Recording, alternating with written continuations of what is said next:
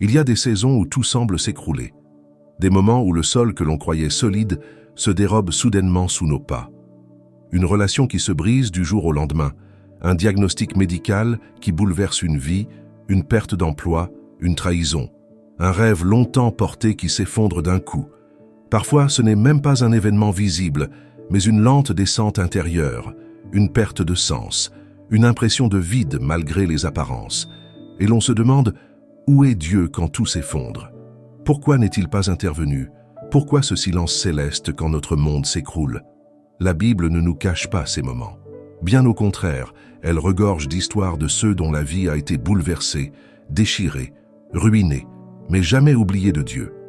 Job, par exemple, avait tout, la prospérité, une famille, la santé. En un seul jour, il perd ses biens, ses enfants, sa stabilité. Il est brisé. Et dans sa souffrance, il crie à Dieu sans comprendre. Pourtant, derrière cette désolation, quelque chose de plus profond se préparait. Une restauration qui allait dépasser tout ce qu'il avait connu. C'est souvent ainsi avec Dieu. Quand tout s'effondre, il ne nous abandonne pas. Il travaille dans l'ombre. Il utilise les décombres pour façonner une œuvre que nous ne soupçonnons pas encore. Ce qui semble être la fin est parfois le commencement déguisé d'une œuvre divine. Mais dans ces moments-là, soyons honnêtes, on ne voit rien, on ne sent rien. On doute, on pleure, on se replie. Et pourtant, c'est dans ce silence, dans cette obscurité, que Dieu commence à reconstruire. Joseph, vendu par ses frères, trahi, jeté dans un puits, esclave puis prisonnier pour un crime qu'il n'a pas commis, une vie en apparence gâchée. Et pourtant, ce même Joseph, à travers ses saisons de brisement, sera élevé comme chef de l'Égypte, sauvant des milliers de vies, y compris celles de sa propre famille. Le plan de Dieu était caché dans la douleur. Le relèvement était en route, même lorsque tout indiquait une chute définitive. Toi aussi, tu traverses peut-être un moment où tu as tout perdu. Tu as crié, prié, espéré, et pourtant, rien ne change. Tu te sens trahi par la vie, incompris, abandonné. Tu n'arrives plus à espérer. Mais laisse-moi te dire ceci. Dieu n'a pas dit son dernier mot. Ton effondrement n'est pas ta fin. Ton histoire n'est pas terminée. Ce n'est pas parce que tu ne vois pas la lumière qu'elle n'est pas en train de poindre à l'horizon. Souvent, Dieu démonte ce qui était faux pour reconstruire du vrai. Il ôte les piliers qui n'étaient pas solides, les relations qui nous éloignaient de lui, les appuis qui nous rendaient aveugles à sa voix. Ce qu'on appelle perte est parfois une libération. Ce qu'on appelle chute est parfois une préparation. Dieu ne détruit jamais sans intention. S'il permet un effondrement, ce n'est jamais gratuit. C'est pour te faire passer à un niveau plus profond, plus fort, plus ancré en lui. Alors même si tu ne comprends pas, même si tu ne vois rien de bon pour l'instant, sache ceci. Le relèvement vient toujours après l'effondrement. Et il est souvent plus glorieux, plus beau, plus vrai que ce qui a été perdu. Il arrive que dans notre chute, ce ne soit pas seulement notre situation extérieure qui s'effondre, mais aussi notre identité intérieure. On ne sait plus qui l'on est. Tout ce en quoi on croyait semble s'être dissipé. Nos forces, nos convictions, nos repères. Le miroir ne reflète plus qu'une version brisée de nous-mêmes. Et c'est dans ces moments-là que surgit la plus grande tentation. Croire que l'on est fini, croire que Dieu nous a oubliés, croire que cette douleur est notre nouvelle normalité. Mais la parole de Dieu est claire. Le juste tombe 7 fois et il se relève. Proverbe 24, 16. Elle ne dit pas « il évite la chute », mais bien « il se relève ». Cela signifie que la chute ne nous définit pas. C'est le relèvement qui témoigne de qui nous sommes en Dieu. Le relèvement n'est pas un retour à l'ancien. C'est un passage vers quelque chose de nouveau. Il ne s'agit pas de retrouver exactement ce que l'on avait perdu, mais de recevoir ce que Dieu avait toujours prévu pour nous, au-delà de ce que l'on pouvait imaginer. Parfois, ce qu'on pleure aujourd'hui était justement ce qui nous empêchait de grandir. Mais parce que l'on y tenait, Dieu a dû l'arracher pour nous libérer. Et dans cette douleur, on oublie que la main qui nous a secoués est aussi celle qui va nous relever. Souviens-toi de Pierre, ce disciple passionné, celui qui jurait fidélité à Jésus jusqu'à la mort. Et pourtant, dans la nuit la plus sombre, il le renie 3 fois. Une chute brutale, une trahison qu'il ne s'était jamais imaginé commettre. Et que fait Jésus après la résurrection? Il ne l'accable pas. Il vient le chercher, lui parle avec tendresse et le restaure publiquement. « Pierre, m'aimes-tu » 3 fois, une question qui ne juge pas, mais qui guérit. Ce même Pierre deviendra la pierre sur laquelle l'Église sera bâtie. Dieu ne choisit pas les hommes parfaits. Il choisit ceux qui, dans leur brisement, acceptent sa main tendue, ceux qui reconnaissent leur faiblesse et s'abandonnent à sa force. C'est dans la reconstruction que Dieu révèle sa gloire. Et souvent, ce n'est pas dans l'éclat que cela commence, mais dans le secret, dans l'humilité, dans les larmes. Tu n'as peut-être plus la force de prier comme avant. Tu te sens sec spirituellement. Tu entends parler de foi, de puissance, de louange. Mais toi, tu n'as plus que le silence, les soupirs, les questions. Mais laisse-moi te dire, ce que tu vis n'est pas inutile. C'est précisément là que Dieu travaille. Dans le désert, il forme les prophètes. Dans la solitude, il façonne les cœurs. Et dans la nuit, il prépare l'aurore. Tu ne resteras pas à terre. Ce moment ne définit pas ton futur. Ce que tu vis maintenant n'est qu'un chapitre, pas le livre entier. Car le relèvement de Dieu est toujours personnel, unique, précis. Il vient au bon moment, selon un rythme que l'on ne comprend pas, mais qui, à la fin, fait sens. Quand tout semble figé, Dieu, lui, est en mouvement. Il prépare les connexions, les ressources, les rencontres, les clés du relèvement. Et tout cela commence par une décision, celle de croire encore, même faiblement, même en tremblant. Oui, Seigneur, je ne vois rien, mais je crois que tu n'as pas fini avec moi. Je ne ressens plus ta présence, mais je choisis de te faire confiance. Je suis à terre, mais je tends la main vers toi.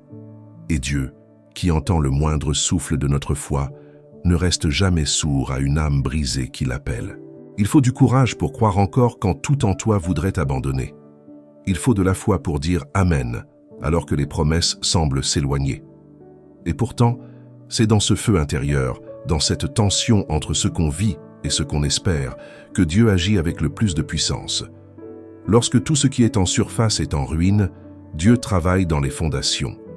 Et c'est souvent ce travail caché, lent, douloureux, qui prépare un relèvement plus profond, plus durable, plus glorieux que ce qu'on aurait imaginé. Souviens-toi de Joseph, jeté dans un puits, vendu comme esclave, accusé à tort, jeté en prison. Il aurait pu croire que sa vie était brisée, perdue, sans issue. Mais ce qu'il ignorait, c'est que chacune de ses détresses l'amenait un peu plus près de sa destinée. Dans la prison, Dieu formait son cœur. Il l'enseignait à gouverner, à comprendre les hommes, à gérer les tempêtes. Quand Joseph s'est levé ce matin-là en prison, il ne savait pas que ce jour même, Dieu allait le faire sortir pour le placer au sommet de l'Égypte. Le relèvement de Dieu peut être soudain, mais il est toujours préparé en secret. Ne sous-estime jamais les saisons obscures. Ce sont elles qui forment des racines profondes. Ce sont elles qui brisent l'orgueil, qui affinent l'écoute, qui nous obligent à dépendre non plus de nos capacités mais de sa grâce. Le relèvement, ce n'est pas juste le fait de se relever, c'est le fait de se relever transformé. Ce que tu traverses n'est pas un accident, c'est une étape. Tu n'es pas oublié, tu es formé, tu n'es pas rejeté, tu es protégé. Tu n'es pas brisé pour être détruit. Tu es brisé pour être reconstruit selon un plan plus élevé. Regarde à Moïse. Il pensait être appelé à libérer son peuple. Mais après un meurtre, il fuit dans le désert. 40 ans. 40 longues années de silence, d'oubli, d'anonymat. Et c'est là, dans ce désert, que Dieu l'appelle du buisson ardent. Pourquoi? Parce que ce Moïse brisé, humilié, vidé de lui-même, était enfin prêt à porter le manteau de libérateur. Le désert n'était pas un retard, c'était une préparation. Toi aussi, ce que tu vis n'est pas un échec, mais une étape. Tu crois avoir perdu, mais Dieu, lui, t'a mis à part. Tu crois que ton ministère, ton couple, tes rêves sont morts. Mais Dieu, dans sa sagesse, t'a mis en pause pour te restaurer. Et quand il aura terminé son œuvre en toi, il te relèvera. Pas seulement pour te consoler, mais pour t'utiliser. Tu seras un témoignage vivant, un canal de consolation pour d'autres, une lumière pour ceux qui passent par ce que tu as traversé. Le relèvement de Dieu est toujours missionnel. Il ne t'élève pas pour t'élever seulement. Il t'élève pour t'envoyer, pour te confier des vies, pour faire de toi un instrument dans ses mains. Alors aujourd'hui, même si tu n'as plus de mots, même si tu es lassé, même si la nuit a été longue, je t'encourage à te tenir debout intérieurement, à chuchoter un oui à Dieu, à lui offrir ton cœur brisé. Il est fidèle, il est tendre, il est puissant, et il est en train d'agir. Il y a un mystère que seuls ceux qui ont souffert profondément peuvent te comprendre. C'est dans les ruines que naît la foi la plus pure. Pas celle des certitudes faciles, mais celle qui s'appuie sur la fidélité de Dieu quand tout le reste a disparu. Quand tes plans s'écroulent, quand les gens te tournent le dos, quand même tes prières semblent rester sans réponse, alors tu apprends que Dieu n'est pas seulement le Dieu des victoires. Il est le Dieu des décombres. Il est celui qui marche avec toi dans les cendres, qui s'assoit à côté de ta douleur, qui pleure avec toi avant même de te relever. Tu n'as pas à cacher ta détresse devant lui. Tu n'as pas à prétendre être fort, à faire semblant d'avoir la foi parfaite. Il te connaît. Il voit ton cœur. Il entend même les soupirs que tu n'oses pas dire à voix haute. Et c'est précisément là, dans cette vulnérabilité, qu'il agit avec puissance. David a dit « Un cœur brisé et contrit, ô Dieu, tu ne le dédaignes pas. » Psaume 51, 17. Le relèvement commence souvent là, non pas dans une victoire spectaculaire, mais dans un murmure de confiance fragile. Dieu ne se moque pas de ta douleur. Il l'utilise. Ce qui t'a fait tomber, ce qui t'a vidé, ce qui t'a broyé, deviendra demain la source même de ton ministère, de ta compassion, de ton autorité. Regarde à Pierre, lui aussi a tout perdu en une nuit. Il a renié Jésus, il a échoué là où il pensait être fort. Il aurait pu s'enfermer dans la honte, mais Jésus l'a relevé, non pas en l'ignorant, mais en revenant exactement là où il avait chuté, sur ce rivage, avec ce feu allumé, avec ce regard plein d'amour. Pierre, m'aimes-tu ?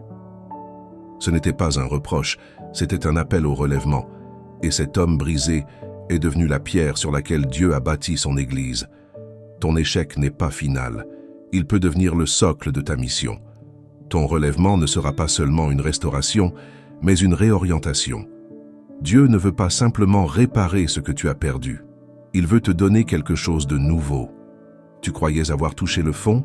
C'est là que Dieu commence à creuser ses fondations, car ce qu'il va bâtir avec toi nécessitait un terrain nettoyé de toute illusion, de tout orgueil, de toute dépendance à autre chose qu'à lui seul.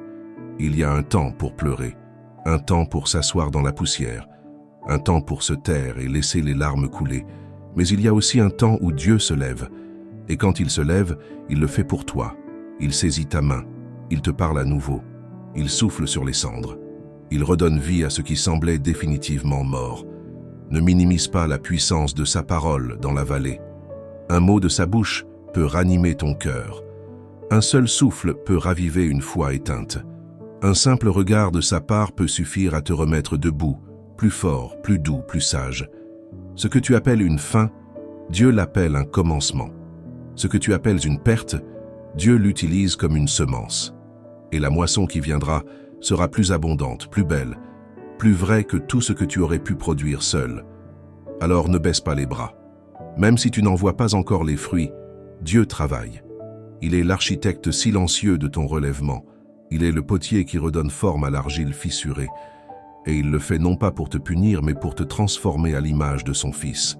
Parfois, le relèvement que Dieu prépare ne ressemble pas du tout à ce que nous avions imaginé.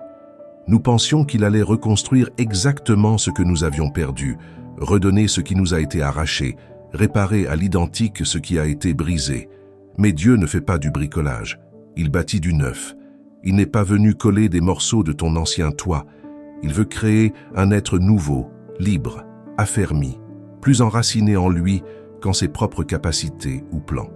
Ce relèvement souvent se passe dans l'ombre. C'est une transformation silencieuse. Pendant que tu crois stagner, que tu ressens l'abandon, que tu doutes même de sa présence, Dieu agit profondément en toi. Il creuse plus bas pour construire plus haut. Il enlève les béquilles de ta foi pour t'apprendre à marcher dans une pleine dépendance. Rappelle-toi Joseph, trahi, vendu, emprisonné. Pendant 13 longues années, il semblait oublié. Ses rêves, pourtant divins, semblaient enterrés.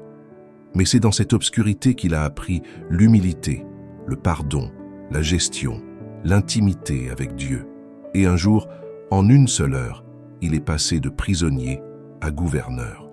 Dieu l'avait préparé, façonné, affiné. Ce que tu vis aujourd'hui, même si c'est dur, n'est pas du temps perdu. Ce n'est pas un accident du plan divin. C'est le cœur du processus. Tu n'as pas besoin d'avoir toutes les réponses pour continuer à marcher. Tu n'as pas besoin de comprendre pourquoi tout s'est écroulé pour faire confiance à celui qui voit la fin depuis le commencement. La foi véritable, ce n'est pas d'obtenir ce que l'on veut de Dieu, mais de croire que Dieu est encore là, même quand tout nous crie le contraire. Et parfois, Dieu ne change pas la situation tout de suite, parce qu'il veut d'abord te changer toi. Il veut guérir tes blessures profondes, celles que même toi tu ne veux pas regarder. Il veut t'apprendre à le chercher pour qui il est, pas juste pour ce qu'il peut faire. Il veut t'enseigner la profondeur de son amour, dans les lieux où l'amour humain a failli. Ce relèvement, parfois, commence par un pardon, par te pardonner toi-même, par pardonner ceux qui t'ont blessé, par relâcher ce que tu t'acharnes à reconstruire, alors que Dieu t'appelle à lâcher prise pour recevoir quelque chose de nouveau. Et peu à peu, tu verras. Des choses vont reprendre vie en toi. Ton regard va changer. Ta paix va revenir. Ton cœur va redevenir sensible. Pas parce que tout est redevenu facile, mais parce que quelque chose en toi s'est aligné avec la vérité de Dieu. Alors oui, peut-être que tout s'est effondré, mais ce n'est pas la fin. C'est le commencement d'une œuvre que seul Dieu peut accomplir. Et cette œuvre, personne ne pourra la voler, la briser ou l'arrêter, parce qu'elle vient de lui. Il arrive un moment dans le processus du relèvement où tu commences à percevoir les premiers signes de vie. Ce sont des choses infimes, presque invisibles aux yeux des autres. Un souffle d'espoir, une paix inhabituelle au milieu du chaos, un verset qui te touche profondément, une prière faite sans force mais pleine de foi. Ce sont les prémices de la restauration. Dieu ne précipite jamais ses œuvres, il les mûrit. Et ce qu'il est en train d'opérer en toi, c'est un renversement intérieur. Il retourne la douleur en puissance, la faiblesse en sagesse, la chute en témoignage. Il transforme ta vallée en école. Ce que tu vis n'est pas seulement pour toi, c'est pour tous ceux que tu relèveras un jour par ton histoire. Quand Jésus a dit à Pierre, « Quand tu seras revenu, affermis tes frères », il savait que la chute précéderait le relèvement. Il savait que le reniement allait blesser Pierre profondément, mais que cette blessure deviendrait la source d'un ministère plus vrai, plus tendre, plus enraciné, car on parle avec plus de compassion quand on a soi-même pleuré. Tu te relèveras différent, moins impressionné par les apparences, plus sensible aux âmes brisées, moins préoccupé par la reconnaissance, plus à l'écoute de Dieu. Parce que ton relèvement ne sera pas une revanche, ce sera une renaissance. Tu ne chercheras plus à prouver quoi que ce soit, car tu sauras que ton identité ne dépend plus de ce que tu as accompli ou perdu, mais de celui qui t'a restauré. Tu n'auras plus besoin d'avoir tout sous contrôle, car tu auras goûté à la fidélité de Dieu, même dans le manque et l'incertitude. Et c'est là que tu deviendras un canal, un vase nouveau façonné dans l'épreuve, rempli d'une onction que les livres ne peuvent enseigner. Ton histoire portera l'empreinte de la grâce, et chaque cicatrice témoignera non pas de ta défaite, mais de ta délivrance. Tu verras des portes s'ouvrir que tu n'attendais plus, des connexions que seul Dieu pouvait orchestrer, des opportunités qui viendront non pas pour récompenser tes efforts, mais comme fruit de ta confiance. Ce relèvement ne sera pas ton œuvre, tu le sauras, et c'est ce qui fera toute la différence, car tu n'en tireras aucune gloire, tu rendras gloire à celui qui t'a relevé. Peut-être que tu ne sais pas quand ce moment viendra, mais ce que tu peux faire aujourd'hui, c'est continuer à t'accrocher. À chaque jour suffit sa grâce, et parfois, la simple décision de ne pas abandonner, de respirer, de prier même faiblement, est une victoire immense aux yeux du ciel. Tu es plus proche du relèvement que tu ne le crois. Chaque jour d'attente, de foi fragile, de fidélité dans le silence, compte. Et un matin, tu te réveilleras et tu réaliseras que le fardeau n'est plus aussi lourd, que le ciel paraît plus clair, que ton cœur a recommencé à battre autrement, mais pleinement. Ce sera discret, presque sacré, un frémissement de renouveau, et tu sauras, au fond de toi, que Dieu a tenu sa promesse. Et alors une nouvelle saison commence, pas forcément spectaculaire, pas nécessairement triomphante aux yeux du monde, mais profondément alignée avec le cœur de Dieu. Une saison où tu avances non plus pour prouver ta force, mais pour témoigner de sa fidélité. Tu as été brisé, oui, mais pas détruit. Éprouvé, mais pas abandonné. Tu portes désormais en toi les marques d'un relèvement divin, gravées non sur ta peau, mais dans ton âme. Tu n'as plus besoin de faire semblant. Le masque est tombé. La souffrance t'a dépouillé de l'inutile. Tu n'as plus peur de ta fragilité, car tu as découvert que c'est là, précisément, que la puissance de Dieu se manifeste. Comme l'apôtre Paul, tu peux dire « Quand je suis faible, c'est alors que je suis fort ». Cette force-là ne vient pas de toi. Elle descend d'en haut comme une rosée douce sur un sol meurtri, comme une lumière discrète après une longue nuit. Ce relèvement que tu vis n'est pas une réparation à l'identique. Dieu ne te remet pas simplement debout, il te façonne autrement. Il ne colle pas les morceaux comme avant, il crée quelque chose de nouveau.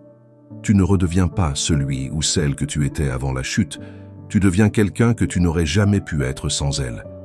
Et c'est dans cette nouveauté que réside la puissance de ton témoignage. Tu peux désormais regarder les autres blessés sans jugement.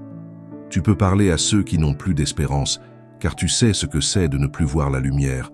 Tu peux écouter sans chercher à conseiller trop vite, aimer sans condition, accompagner sans peur. Ta voix porte une autre autorité, celle de l'expérience mêlée à la foi. Ce que tu dis ne vient plus seulement de ta tête, mais de ton cœur, de tes cicatrices, de ta communion avec Dieu dans les ténèbres. Et ceux qui t'écoutent le sentent. Ils reconnaissent l'écho de la vérité. Pas une vérité théorique, mais vécue. Une vérité qui libère, parce qu'elle a d'abord libéré celui qui la partage. Ce relèvement inattendu devient alors un phare pour d'autres. Non parce que tu rayonnes de réussite, mais parce que tu brilles d'espérance. Tu n'es pas devenu parfait, mais tu es devenu vrai, et cela suffit. Cela parle plus fort que n'importe quel discours. Souviens-toi, ce que tu vis aujourd'hui, Dieu peut l'utiliser demain pour relever quelqu'un d'autre. Rien n'est perdu, rien n'est inutile. Même ce que tu regrettes, même ce qui te fait encore mal, sera un jour un instrument dans les mains du Créateur. Il recycle les décombres, il redonne sens aux ruines, il transforme les tragédies en chapitres de gloire. Alors ne te presse pas, ne méprise pas le processus, reste fidèle, même si tu ne vois rien encore, même si tu avances à tâtons. Le relèvement est en marche, la promesse est en train de s'accomplir pas à pas.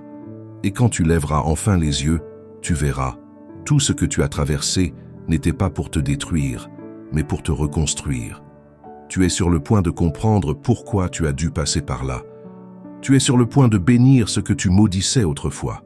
Tu es sur le point de rendre grâce, non pour la douleur, mais pour ce qu'elle a produit en toi.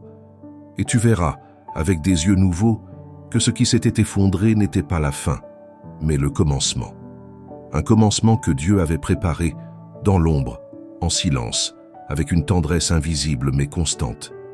Et tu sauras, sans aucun doute, que ton relèvement était vraiment divin.